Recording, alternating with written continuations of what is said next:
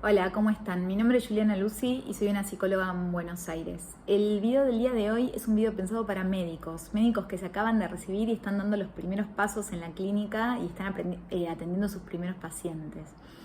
Llegué a la conclusión de que este video era necesario después de 5 años de trabajar en la consulta médico-psicológica.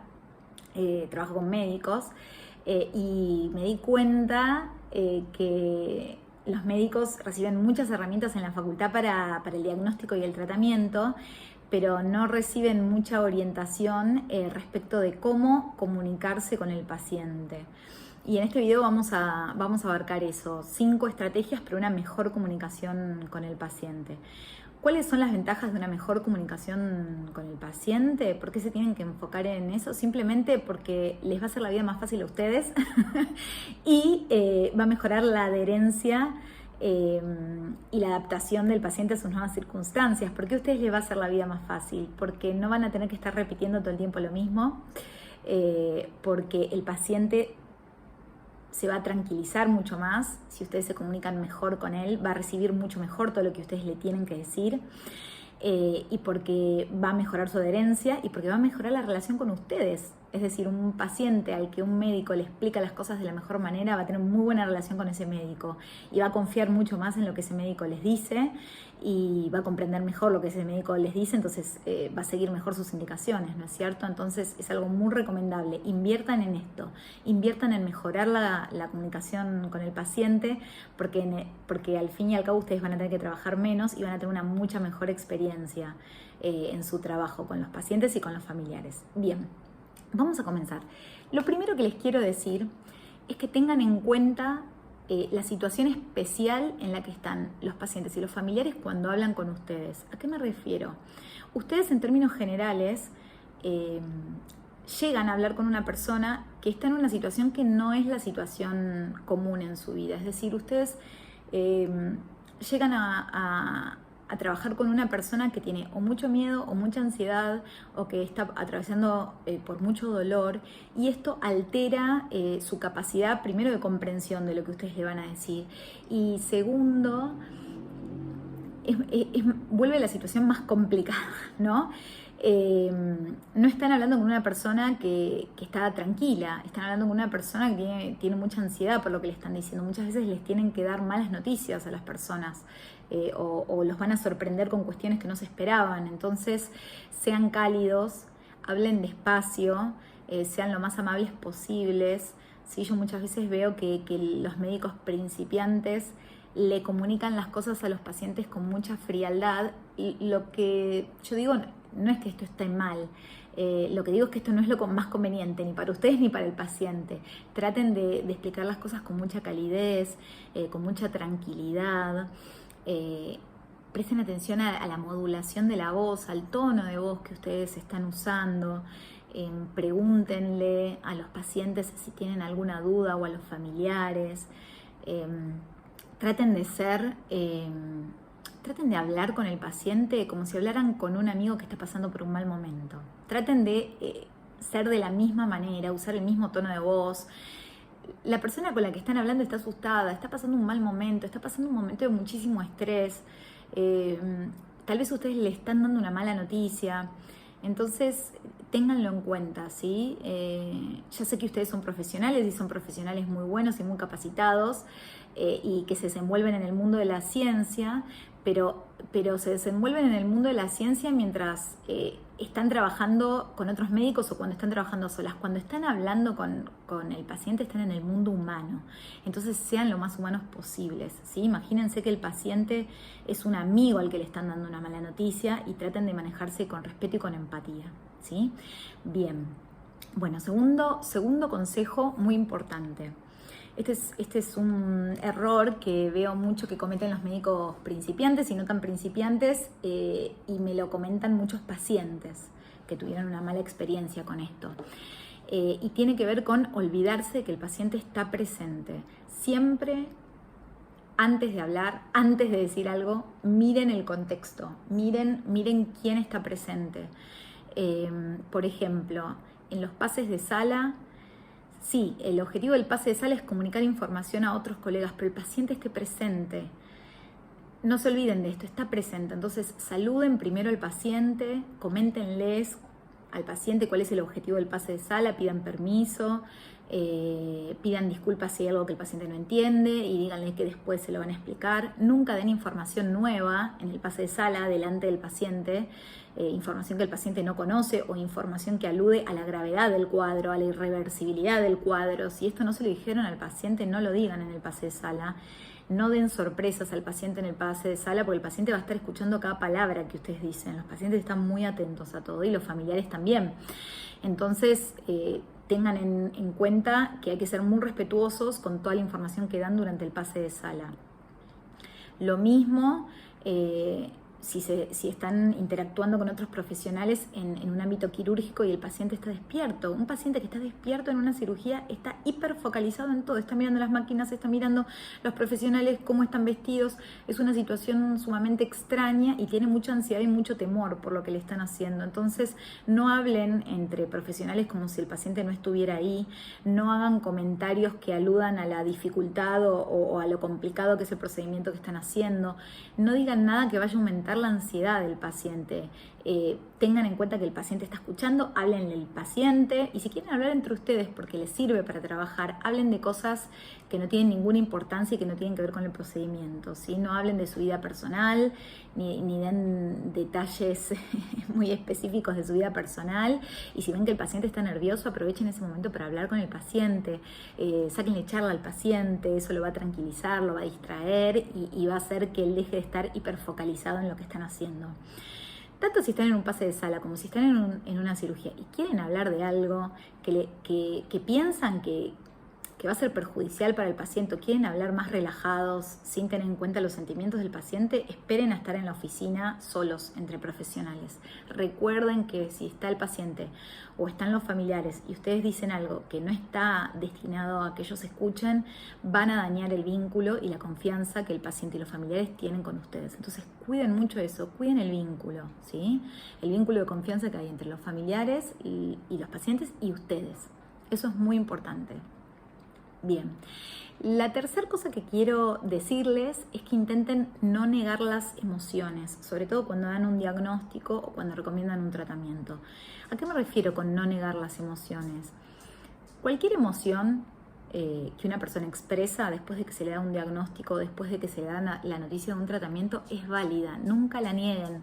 Esto lo digo porque un paciente, por ejemplo, me contó que estaba reunido con la especialista de su equipo de trasplante y él le contaba que le generaba mucha ansiedad la posibilidad de trasplantarse porque el trasplante es como muy sorpresivo, uno por ahí está en su casa haciendo cualquier cosa, entonces te llaman, tenés que ir corriendo. Le contaba eso, ¿no? Que le generaba mucha ansiedad. Y lo que le decía con excelentes intenciones esta profesional es, no, vos no tenés que tener ansiedad, tenés que estar tranquilo. No sirve decirle a un paciente, tenés que estar tranquilo, ¿sí? Yo sé que ustedes lo dicen con buena intención, pero no es útil eso para el paciente. Lo que tienen que hacer en ese momento, lo que yo les recomiendo es que aprovechen esa oportunidad para decirle al paciente, ¿por qué te da ansiedad? ¿Qué es lo que te da miedo? Aprovechen y pregunten, porque el paciente lo que va a responder es cuáles son sus fantasías, sus ideas y sus prejuicios respecto de lo que ustedes acaban de decir. Y esa es una gran oportunidad para despejar esos prejuicios y esas ideas si son erróneas. Y esto es lo que le va a dar tranquilidad al paciente. Es decir, el paciente no se va a tranquilizar porque ustedes le digan, quédate tranquilo. El paciente se va a tranquilizar cuando ustedes indaguen qué fantasías, ideas y prejuicios tiene y que los aclaren, ¿sí? Al paciente lo va a tranquilizar la información que ustedes le den, las explicaciones que ustedes le den. Al paciente lo va a tranquilizar que ustedes conviertan esa palabra desconocida que es el diagnóstico o que implica el tratamiento y que ustedes lo bajen a algo comprensible para él, que él le permita imaginarse qué es lo que va a pasar. Lo que más nos asusta a las personas es lo desconocido. El miedo mayor es el miedo a lo desconocido. Entonces, aprovechen esa instancia para ir despejando los miedos, las dudas e ir explicando. Respecto de esto, de las explicaciones que ustedes le van a dar a los pacientes, tengo algo muy importante para decirles que en mi experiencia trabajando en la interconsulta médico-psicológica es clave para que el paciente tenga una mayor confianza en ustedes, una mayor adherencia a las indicaciones y que aumente su capacidad de autocuidado. Y es la cuestión de cómo le explican, ¿no? Cómo le explican su diagnóstico y cómo le explican el tratamiento.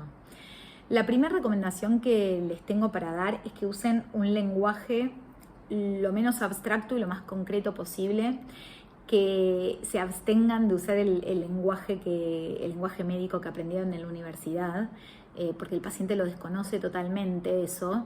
El lenguaje que ustedes aprenden en la universidad es un lenguaje que está destinado a usarse entre médicos, ¿sí? Entre especialistas, pero no es un lenguaje que les va a servir para comunicarse con el paciente, porque el paciente lo desconoce completamente, ¿sí? Por ejemplo, si ustedes le quieren decir yo esto lo veo muchísimo, si le quieren comunicar al paciente que tiene el hematocrito bajo, muchas veces veo que los médicos le dicen al paciente, tenés el hematocrito bajo, entonces tenés que tomar esto.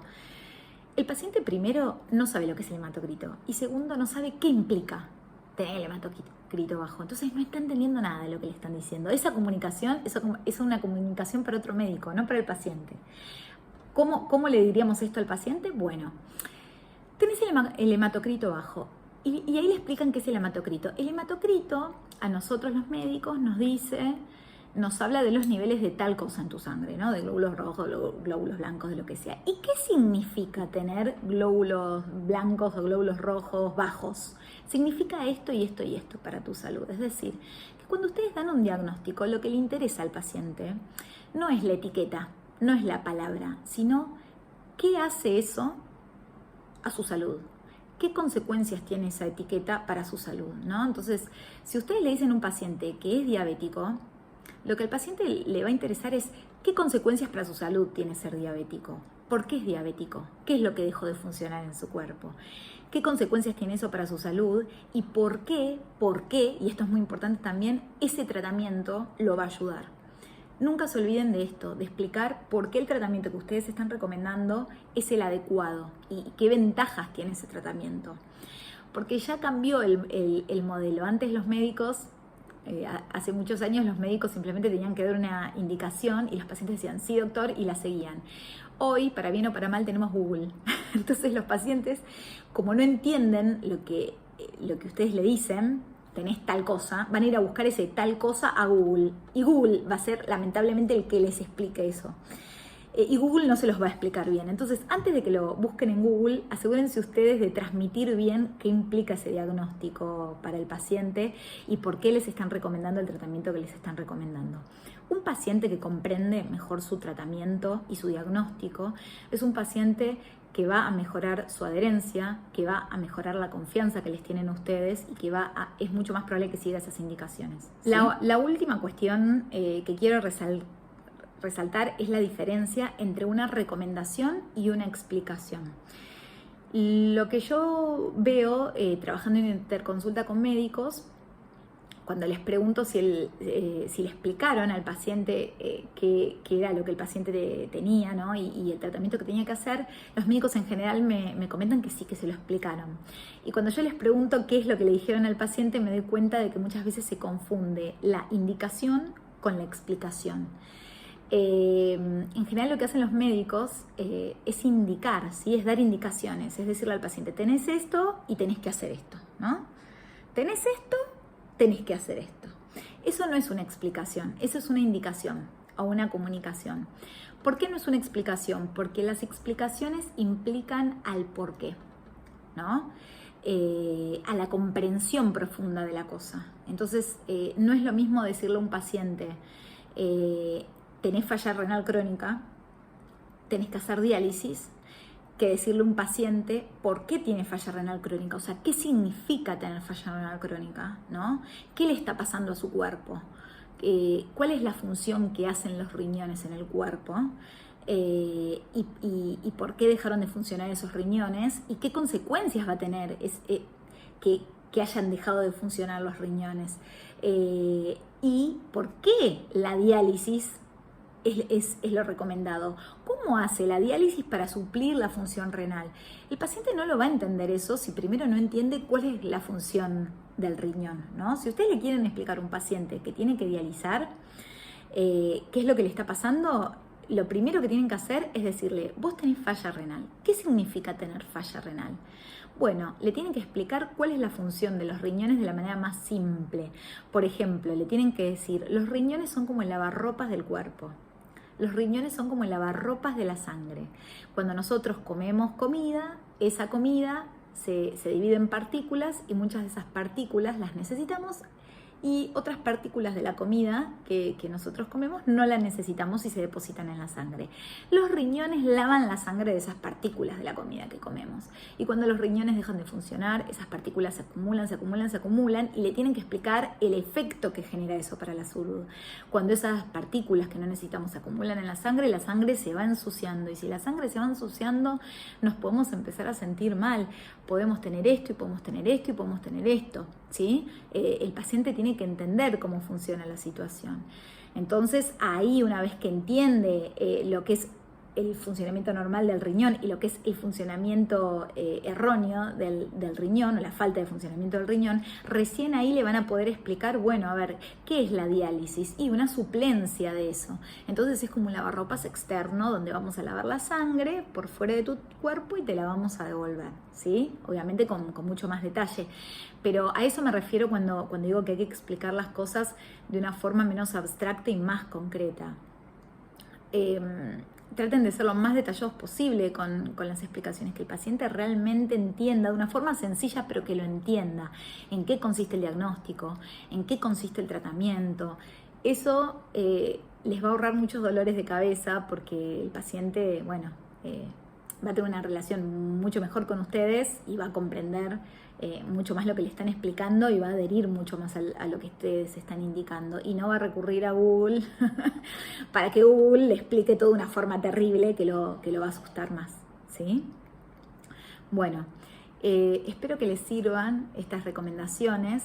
Me quiero despedir en el video dando un último ejemplo de a qué me refiero yo con explicar las cosas de una manera concreta y no abstracta.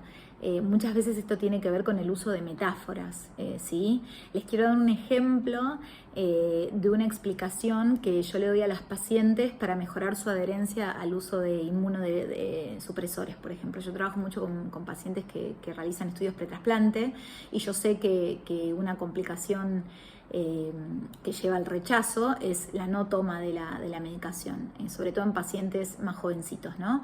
Entonces yo siempre trabajo con los pacientes la importancia de la adherencia a esta toma de medicación.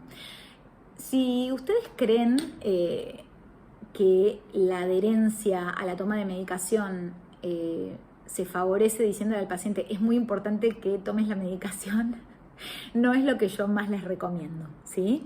¿Qué es lo que les recomiendo yo? Que den una explicación profunda de cómo funciona el sistema inmune y qué es lo que pasa con un trasplante y qué es lo que pasa con la medicación. Por ejemplo, lo que yo veo que da muchos resultados es el siguiente tipo de explicación. Le digo al paciente, lo primero que le digo es que el resultado de un trasplante depende de muchas cosas, ¿no es cierto? Y muchas cosas ellos no van a poder controlar y hay otras cosas que sí. Pero de las cosas que ellos pueden controlar, una de ellas es la toma de la medicación, de los inmunosupresores. ¿Y qué les digo respecto de esto? Les digo, de las cosas que vos podés hacer, el éxito del trasplante depende de que vos tomes bien los inmunosupresores. Y ellos me dicen, ok, pero yo les digo, ¿pero por qué? ¿Por qué es tan importante que tomes bien los inmunosupresores? Y ahí les tiro toda la explicación más grande. Les digo, y me tomo un tiempo largo para explicarles esto, pero es una inversión, les digo que se imaginen que su cuerpo es como un país, ¿sí? Tu cuerpo es como un país. ¿Y los países que tienen? Tienen sistemas defensivos, tienen militares, tienen la naval y tienen policías. Si el paciente es de muy bajos recursos económicos, uso el ejemplo más cercano a ellos, ¿no? Para que lo comprendan. El cuerpo tiene una serie de policías, que patrullan por el cuerpo, ¿no? Y como toda policía, defienden al cuerpo. Esa es su función. ¿Y de qué defienden al cuerpo? De todo lo que está afuera, como los virus, las bacterias o el COVID, por ejemplo, ¿no? Entonces, esa patrulla de nuestro cuerpo va patrullando. Y esa patrulla lo que ataca es todo lo que es distinto al ADN de nuestro cuerpo. Entonces, con cada cosa que se tope esa patrulla, lo que compara es si tiene nuestro código genético o no tiene nuestro código genético, ¿no? Entonces, yo ahí me fijo si los pacientes van entendiendo esto, ¿no? Entonces, yo ahí les pregunto, ¿qué crees que va a pasar vos con esa patrulla que circula por tu cuerpo cuando se topen con el trasplante, con un órgano que no es tuyo y que no tiene tu código genético?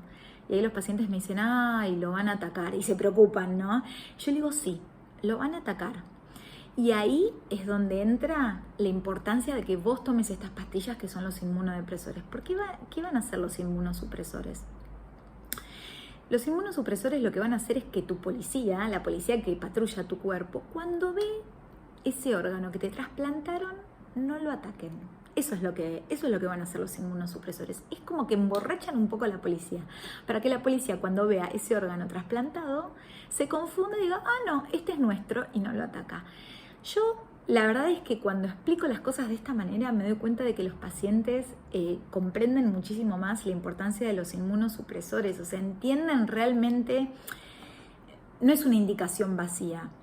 Ellos cuando vuelven a hablar conmigo después de un tiempo me dicen, no, sí, y voy a tener que tomar los inmunosupresores porque, no queremos que la patrulla de mi cuerpo ataque el riñón o el páncreas o no sé, el hígado o lo que sea que es nuevo, ¿no? Ese órgano nuevo. Entonces me doy cuenta de que si yo explico las cosas de esta manera es muy, muy raro que algún paciente no vaya a tomar la medicación. Entonces a esto me refiero con la importancia de las explicaciones, con la importancia de la comunicación. Una última recomendación que les doy respecto de esto es que cuando terminan de hablar con los pacientes, de hablar con los familiares, dejen pasar un tiempo y usen el final de la entrevista para volver a preguntar, ¿no? Bueno, a ver, contame qué entendiste de lo que te expliqué. A ver, ¿cuáles son las indicaciones que yo te di? ¿Qué es lo que tenés que hacer en tu casa? ¿Cuáles son las pastillas que tenés que tomar? Y ahí comprueban si el paciente entendió o no entendió, ¿sí? Bueno, espero que esto les sirva. Espero que no se tomen a mal las cosas que les digo. Yo sé, porque trabajo con excelentes colegas, que la intención de los médicos siempre es buenísima, simplemente que hay muchas herramientas que no tienen y por eso hago este video, porque creo que la psicología es una herramienta muy útil que le sirve a muchas otras especialidades y sobre todo le sirve a los médicos.